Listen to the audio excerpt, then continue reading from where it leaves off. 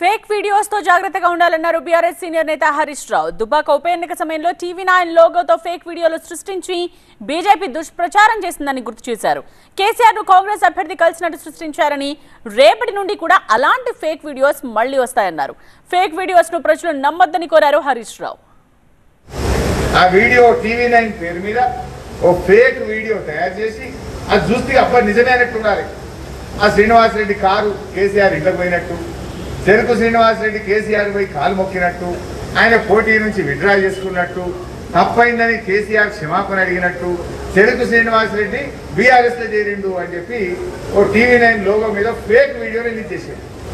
ఇక పొద్దుగాల ఒట్టు 7 గంటలకు అది చూసి మైండ్ ఖరాబ్ కదా, నిజమే అనుకున్నారు. అది వీడు కాంగ్రెస్ లేడు కదా అని కాంగ్రెస్ కేసులో కూడా బీజేపీ చేయాలని ఒక అట్లాంటి పుణ్యాత్ములు. అది సోషల్ మీడియాలో ఫేక్ యూనివర్సిటీ. అది రేపు కూడా వస్తాయి, రేపెల్లుండి కూడా ఇప్పుడు వెంకటరామరెడ్డి మీద ఏదో వస్తాయి. ఇక మన తయారు చేస్తారు వీళ్ళు.